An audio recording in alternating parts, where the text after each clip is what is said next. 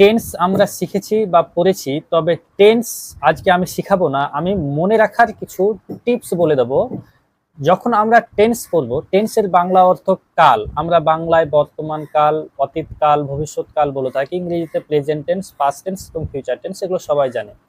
তবে আমরা যখন টেন্স শিখবো তখন আমাদের মাথায় রাখতে হবে যে টেন্স যে ওয়ার্ডটা আছে, টেন্স, সেই টেন্স ওয়ার্ডকে আমি যদি দুই ভাগে ভাগ করি তাহলে বেরোবে টাইম এবং সেন্স। টাইম এবং সেন্স। টেন্স হচ্ছে সেন্স অফ টাইম। আমাকে সময়ের জ্ঞান হতে হবে, তাহলেই সেটা হবে টেন্স। টেন্স হলো সময়ের জ্ঞান তোমার মধ্যে রাখতে হবে। তাহলে আমরা যখন টেন্স শিখবো সে সময় আমাদেরকে সব সময় ইন্ডিকেট করতে হবে সময়ের উপরে। কার উপরে? সময়ের উপরে। সময়কে কি করে নির্ধারণ করব? আমরা কি ঘড়ি কাঁটা দেখে বসে থাকবো যে কখন কটা বাজলো? না, আমরা এখানে সময় দেখব অক্সিলারি ভার্ব দিয়ে।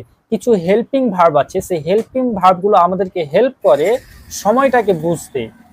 কি ধরনের সময় বুঝতে? ঘড়িতে যে সময় থাকে সেই ঘড়ির কাঁটার মতো সময় নয়। এখানে সময় বোঝায় এম, ইজ, আর হচ্ছে প্রেজেন্ট টেন্স, ওয়াজ, ওয়্যার হচ্ছে পাস্ট টেন্স, শ্যাল, উইল হচ্ছে ফিউচার টেন্স।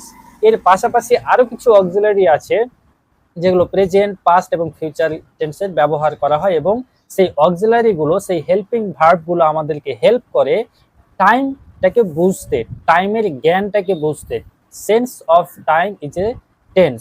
আমাদেরকে এইটুকু মনে রাখতে হবে, যখন আমরা টেন্স করব বা টেন্স শিখবো সেক্ষেত্রে আমাদেরকে টাইমের উপর নজর দিতে হবে, টাইমের উপর আমাদেরকে বেশি গুরুত্ব দিতে হবে। সবসময় মনে রাখতে হবে আমাদেরকে হেল্পিং ভার্ব দেখতে হবে। হেল্পিং ভার্ব দেখলে আমরা সহজেই টেন্সকে মনে রাখতে পারবো। প্রথমে আমাদেরকে মুখস্থ করেই নিতে হবে যে প্রেজেন্ট টেন্সের অক্সিলারি ভার্ব কোনগুলো। প্রেজেন্ট টেন্সের মধ্যে আমরা দেখতে পাই এম, ইজ, আর এবং হ্যাভ, হ্যাজ। এই হ্যাভ, হ্যাজ এবং এম, ইজ, আর হচ্ছে প্রেজেন্ট টেন্সের অন্তর্গত। যদি কোনো সেন্টেন্সের মধ্যে am, is, are, have, has দেখতে পাই, ডেফিনেটলি সেই সেন্টেন্সটা প্রেজেন্ট টেন্সের অন্তর্গত। যদি পাস্ট টেন্সে যাই, আমরা ওয়াজ, ওয়্যার এবং হ্যাড কে দেখতে পাবো। ওয়াজ, ওয়্যার, হ্যাড। যে কোনো সেন্টেন্সের মধ্যে যদি এই ওয়াজ, ওয়্যার এবং হ্যাড দেখতে পাই তাহলে অবশ্যই সেই সেন্টেন্সটি পাস্ট টেন্সের অন্তর্গত। আমরা ফিউচার টেন্সে যখন যাব, যদি দেখি যে শ্যাল, উইল অথবা shall have, will have, shall have, will have, সেক্ষেত্রে আমরা মনে রাখবো যে এগুলো হচ্ছে ফিউচার টেন্সের অন্তর্গত। এমন ভাবে আমরা টেন্সকে শিখব।